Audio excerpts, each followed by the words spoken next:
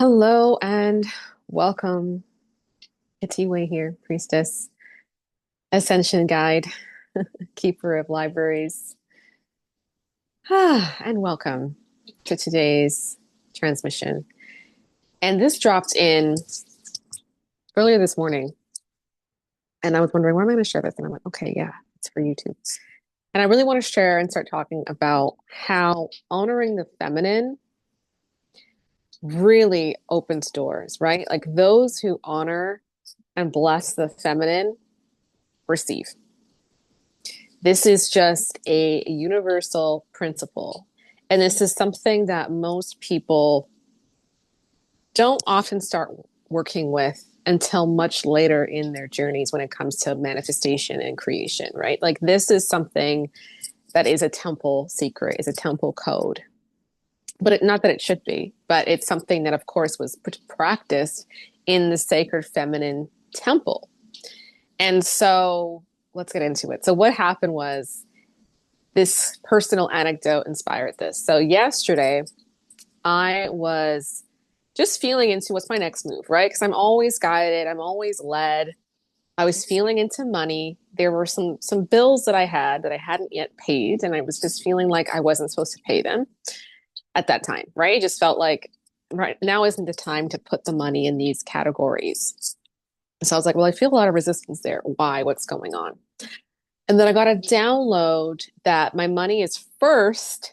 Again, there's divine order to everything, including money, including how you spend things, right? Including where it flows to. So I really felt pulled to the feminine. And I went, okay, what am I supposed to do? And then I remembered that there was somebody who I forgot to tip because my brain very much works like in the moment. And sometimes if I don't do something in the moment that it drops in, I will forget it. And oftentimes my soul will remind me, right? I'll get reminders at some point, but I don't like to be in that position, right? So I try when things drop in to do them in that moment to the best of my ability. So when I go and get massages, there's a tip option, and of course I tip, and I try to do it in that moment, right? Like they also will send me an email after, kind of just asking how the experience was, and there's like you can tip in that moment, but to me it doesn't really work well with just the way that I'm built. And so I always say, hey, like when they suggest that, I'm like, hey, let me just tip you right now on this machine. Otherwise, I don't know when you're going to get this tip. It could be tonight. It could be 3 weeks from now, right? Or I might just forget altogether. So let me just do it now so it's done and it's out of the way. And so in one of those times, I had a service. This was like back in November. At a service in November, and she's like, "Oh, you can just tip." I'm like, "No, girl. Like, let me just do it now." And she tries to do it in that moment, and my card wouldn't work. Like, the machine would not accept my card. And so she goes, "Oh, okay. Like, when you go home, do it." And I'm like, "Oh God. Like, let's see how that goes down, right?" Because I told her how this works for me. Anyway, suffice to say, she hasn't gotten the tip, right? And that just dropped in last night. This has been a couple months, right? That just dropped in last night. You need to go and tip her. And it wasn't just about the fact that there was a lack, kind of like an energy of like me not tipping her. Obviously, there's a bit of a entanglement there, right? Something unfinished, right? There was something unfinished in that experience with money. And so of course, how you experience money, how you are influenced and how you are moving with money, of course, it's going to impact how you receive it as well, right? It's a two-way valve.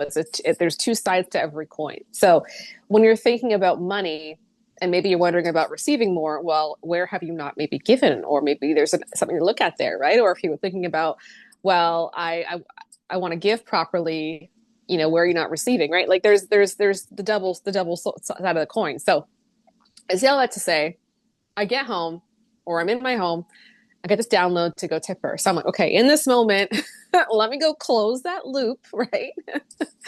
So I went back through my emails, found, the person, sent the money. And then I also very much felt called to make an offering to the Sacred Mother, right? To that aspect of God that is the feminine, right? The feminine arc of God. And so in that moment, it just felt right to light some incense and just, appreciation. Thank you, Mother. This is for you. This is my offering. So I do those two things. It felt complete. Go to bed, right? Go about my night. Again, I still didn't feel called to pay those specific bills, but whatever. The very next day, today, this morning, I'm just kind of sitting there, and on my phone, I get a notification that I get a payment. And this was something owed to me. It was a bit of a debt. So somebody was just, catching up on services rendered from last summer. And I go, of course, right? Of course. I didn't do those steps knowing for a fact that I would get services rendered back in a payment, but it makes all the sense in the world, right? Close the loop and honoring the feminine, because also it was a woman who I had to close the loop with financially. And that is just very symbolic, right? So and also, of course, my offering was the incense. So when you give to the feminine, you inherently receive. Like, this is a principle that all of us need to abide by. No, you don't need to, but if you want to live balanced, right? If you want to live in a whole world, not just your own inner reality, but the whole world, to bring it back in balance, because obviously when we're not in balance with the feminine energy in this topic, look at the state of the world, right? Look at how so far gone so many things are. And right now we are in a very powerful moment in time of reclaiming the feminine, right? This is why there's so many more conversations about the divine feminine in all of its steps and iterations and expressions. This is why there's so many conversations around like supporting women, supporting women's causes, supporting women in business, right? Because it's never just about that individual woman. Of course it is, right? Of course it is. Like going, let's say, supporting a woman's business. You're like, well, I want to support a woman in particular. So let me go find, a bakery owned by a woman, or hire a female lawyer, or all of that. And I'm not saying this in a way that they're not entitled or deserving of your service, or I'm going to forego talent and forego ability just to hire a woman, right? Like, that's not a thing. That's not part of my reality. They're all very deserving at every level, right? Like, very competent, very deserving, and also a woman. And so that to me is important. And so when you decide, I'm going to like support, or you feel called to support a woman's business, understand that that is a powerful thing to do. And that is amazing, in the small scale, but everything has so many layers to it, right? Everything has a ripple. And so the bigger picture of that act of you intentionally supporting a feminine business or a woman-owned business, in this example, paying a woman, right? Giving your money to go through her container to move through her economy, you are supporting the feminine as a whole. You are supporting the feminine God. You are supporting Mother, right? That is an offering to Mother, to the primordial Mother, to the ancient Mother, right? And so when you do this with intention, especially, well, it amplifies that, right? So I'm obviously on a journey, and I've been connecting with the Mother in a very powerful way the last couple months, especially. Of course, it's been a journey, and there's many initiations with the Mother, right? But this is coming up really big in my energy right now.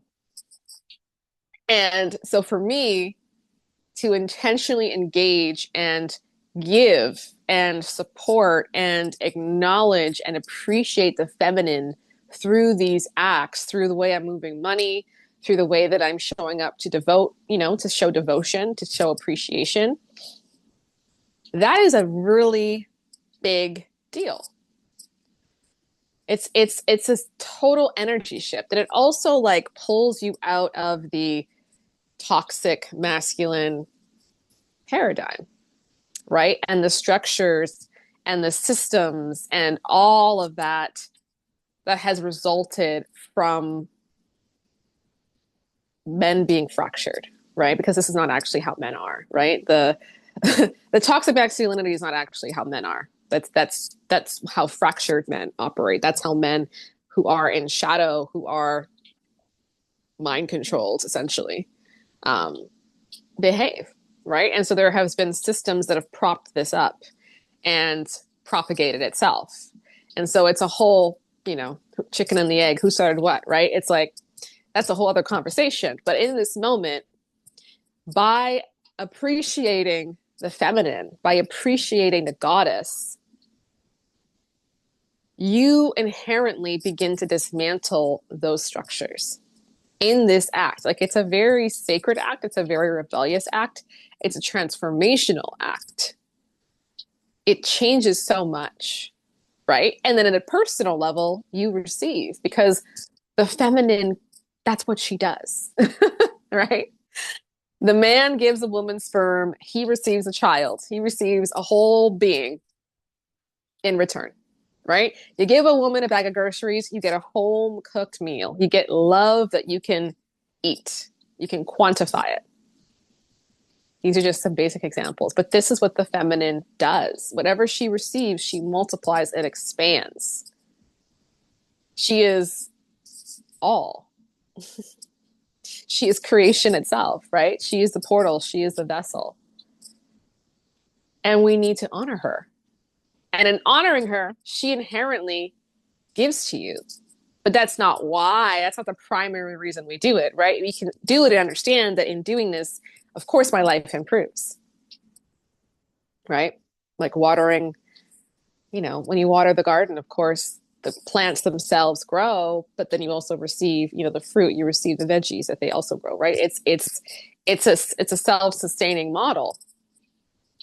But that's not the primary intention that we show up to engage in that dynamic and relationship in, right? We're not showing up to manipulate, because then that would be a toxic patriarchal paradigm, right? I'll show up to give to you to get, right? Like that is not what we're doing here. So we have to kind of dismantle, that whole paradigm in itself to even engage in this in its highest form and function, right? Like you have to kind of move through a lot of shadow, decondition yourself, receive a lot of heart healing to be able to engage in this dynamic in a healthy way, right? In a sovereign way, in a truly honoring way, right? And then if you break this down into relationships, right, the highest expression is of a man devoting to the feminine through his feminine, right? Because she represents the mother, she represents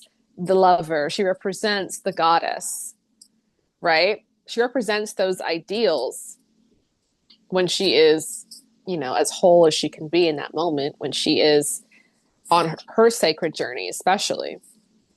So when a man gives to his woman as an act of devotion, right? It could be something as little as bringing coffee in the morning. It could be something as grand as a trip somewhere. It could be, showing up with presents, telling her that he loves and appreciates her, right? All the love languages, all the ways that you can show up for someone. When a man does that to his divine feminine counterpart, boy, does she overflow that back. Again, her being in her sacred feminine energy, right? I'm not talking about a woman who is fractured herself or toxic.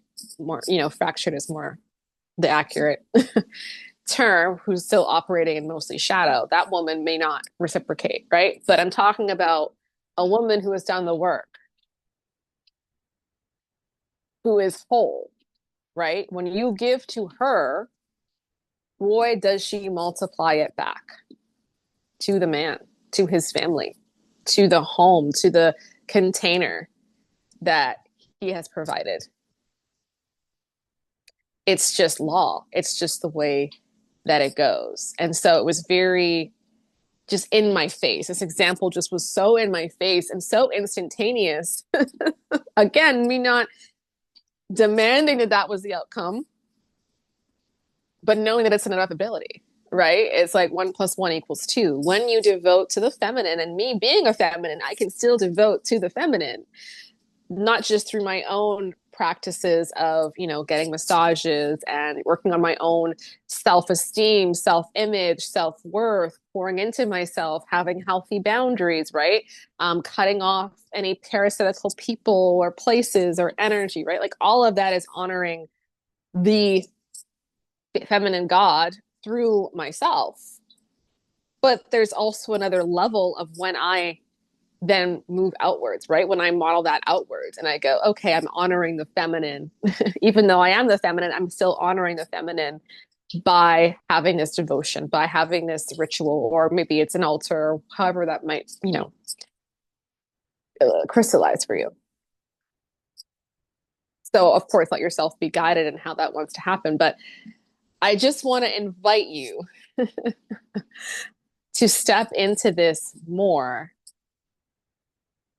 and really see how life begins to shift for you. Again, we're not doing this simply with, personal desires like, oh, I'm just going to do this performatively. That's not what I'm asking, right? But if you are ready to do this and engage in a dynamic in an organic, true, divine way, to play with this, to really devote to the feminine within and without, and just watch how creations start to unfold. Watch how much you can receive. Watch how much shows up for you seemingly magically, right? Because the feminine is that. The feminine is magic, is the, oh my gosh, miracles, things just happen. I didn't have to like go out into the world and knock down doors and walk 1,000 miles, right? That's the masculine. The feminine will just make things happen like this, like almost creating something from nothing, right? It's like more of the kind of fun ways that you'll receive, more of the fun manifestations, the things that like don't make logical sense. This is like the mystery and the magic and the fun of engaging with the feminine energy, of engaging with the true feminine, the primordial feminine. So, yeah, I'm just curious. Let me know in the comments, like, follow, subscribe, all those things. Share with somebody who you think would really appreciate this message about the feminine energy and how you inherently benefit, when you are in this dynamic, because she gives life, she gives, she multiplies. But I'd love to know in the comments how this struck you and how you already are doing a devotional practice to your own inner feminine or the outer feminine, or what this will inspire you to do next. But this is such a powerful, ancient manifestation, creation key and code. And may it inspire you, and may it bring you closer to the mother, to the feminine, right? Like you can really begin to heal your own relationship with the feminine in general. Mother wounds, sister wounds, right?